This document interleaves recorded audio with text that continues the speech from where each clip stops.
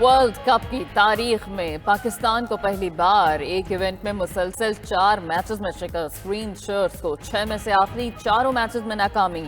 Final 4 کی دوڑ میں ان رہنا مشن امپاسبل بن گیا. اگر مگر کا کھیل شروع. سیمی فائنل میں پہنچنے کے لیے قومی ٹیم کو اپنے بقیہ تینوں میچز جیتنے کے ساتھ دوسری ٹیموں پر بھی انحصار کرنا ہوگا. پوائنٹس ٹیبل پر ساؤتھ افریقہ پہلے نمبر پر آ گیا. بھارت کا دوسرا اور نیوزی لینڈ کا تیسرا نمبر. آسٹریلیا چوتھے, سری لنکا 5ویں اور پاکستان 6 نمبر پر موجود.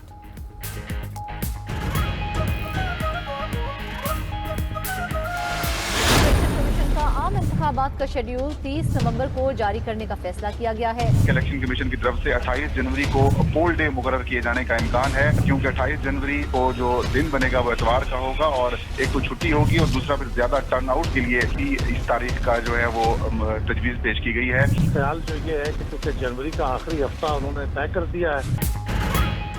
92 نیوز کی خبر کی تصدیق. الیکشن کمیشن نے عام انتخابات کی تاریخ 28 جنوری 2024 تجویز کر دی. سپریم کورٹ کو 2 روز بعد تحریری طور پر آگاہ کرے گا. الیکشن کمیشن کی طرف سے مجوزہ تاریخ پر انتخابات کی تیاریاں شروع.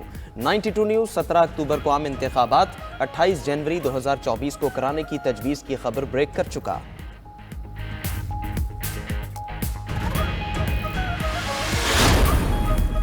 تحریک انصاف کا مزاحمت کے بجائے مفاہمت کی سیاست کا فیصلہ. مولانا فضل الرحمان کے بعد تحریک انصاف کا پاکستان کی دیگر سیاسی جماعتوں سے بھی رابطوں کا فیصلہ. انتخابات سے قبل اور پارٹیز کانفرنس بلانے پر غور شروع. حتمی فیصلہ آج ویڈیو لنک اجلاس میں ہوگا. اے پی سی میں نون لیگ سمیت تمام جماعتوں کو مدعو کیا جائے گا. بیٹھک میں بروقت انتخابات کے انعقاد سمیت تمام جماعتوں کو بھرپور حصہ لینے کے مواقع کا مطالبہ کیا جائے گا. ذرائع کا دعویٰ مولانا فضل الرحمان سے ملنے والے 5 رکنی وفد نے وضاحت بھی پیش کر دی. کہا کہ سیاسی ماحول کو سازگار بنانے کے لیے ملاقات ناگزیر تھی.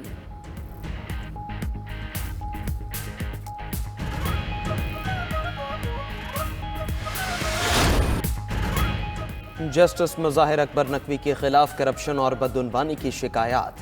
سپریم جوڈیشل کونسل نے جسٹس مظاہر نقوی کو شو کاز نوٹس جاری کر دیا. 10 نومبر تک تحریری جواب طلب. سابق chairman NAB justice retired Javed Iqbal کے خلاف ریفرنسز ناقابل سماعت ہونے پر خارج. ذرائع کے مطابق سابق چیئرمین نیب کے خلاف ریفرنس دائر کیے جانے کے وقت سپریم جوڈیشل کونسل انکوائری کا فورم نہیں تھا. نیب قوانین میں ترامیم کے بعد 2022 سے چیئرمین نیب کے خلاف شکایات کا فورم سپریم جوڈیشل کونسل ہے. سائفر کیس میں چیئرمین پی ٹی آئی کی ضمانت اور مقدمہ اخراج کی درخواستیں مسترد. اسلام آباد ہائی کورٹ نے تحریری فیصلہ جاری کر دیا.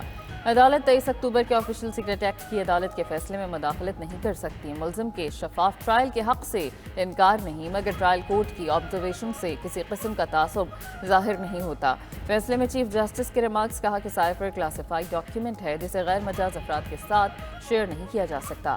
چیئرمین پی ٹی آئی بطور وزیر اعظم سائفر کو جلسے میں لہراتے رہے. چیئرمین پی ٹی آئی کی آرٹیکل 248 کے تحت استثناء کی دلیل بھی مسترد. اڈیالہ جیل میں بھی سائفر کیس کی سماعت سرکاری گواہوں کے بیان ریکارڈ نہ ہو سکے.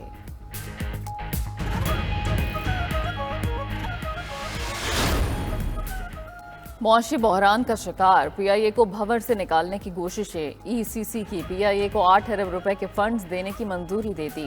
ادھر ایندھن کی کمی کے باعث آج بھی پی آئی اے کی 58 پروازیں اڑان نہ بھر سکیں. 11 دن میں منسوخ کی گئی پروازوں کی تعداد 537 ہو گئی. پی آئی اے نے پی ایس او کو مرکزی 10 کروڑ روپے ادا کر دیے.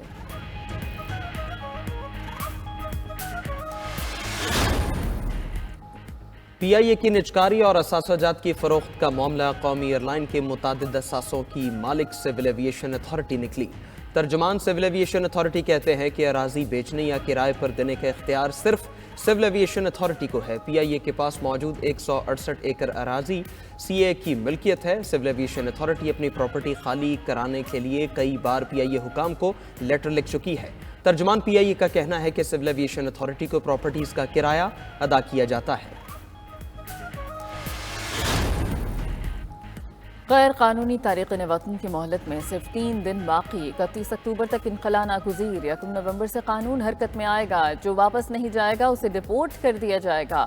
نگران حکومت کا ڈیڈ لائن میں توسیع دینے سے صاف انکار. نگران وزیر اعظم نے باور کرا دیا کہ افغانستان سے رشتہ نہیں توڑیں گے, لیکن شہریوں کے تحفظ کے لیے اقدامات ناگزیر ہے. انوار الحق کاکڑ نے افغانستان سے کالعدم ٹی ٹی پی کی در اندازی یاد دلا دی.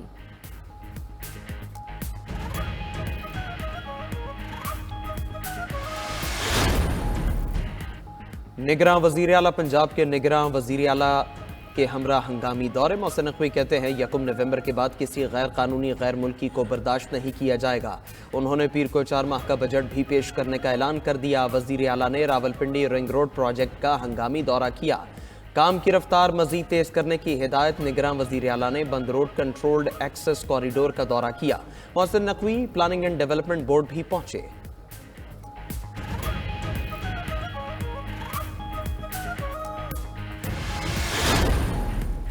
इस्तेहकाम पाकिस्तान पार्टी आज खानेवाल में पंडाल सजाएगी। जलसे की तैयारियां जारी। 100 फुट चौड़ा और 40 फुट ऊंचा स्टेज बनाया जाएगा।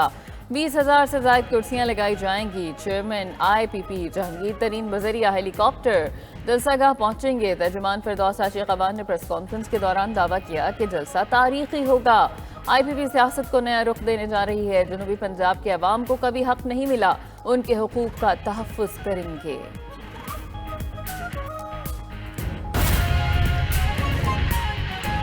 निगरां वज़ीर दाखिला सरफराज अहमद बुगटी कहते हैं सिर्फ गैर कानूनी अफराद को निकालने का फैसला किया गया। कानून के मुताबिक कोई भी पाकिस्तान में रह सकता है और कारोबार कर सकता है। गैर कानूनी अफराद के सहूलतकारों का भी पता है। दूसरे मरहले में उनके खिलाफ एक्शन लेंगे। प्रोग्राम 9288 में गुफ्तगू करते हुए सरफराज बुगटी ने मजीद कहा कि नवाज शरीफ को जिन हालात में भेजा गया वो तारीख का हिस्सा है। 3 बार मुल्क के वज़ीर आज़म रहने वाले के साथ अच्छा रवैया इख्तियार नहीं किया गया। इलेक्शन से मुताल्लिक सदर आरिफ अलवी और मौलाना फजल रहमान के खदशात का जवाब देते हुए निगरान वज़ीर दाखिला ने कहा कि सदर आरिफ अलवी की बात से इत्तेफाक नहीं करता।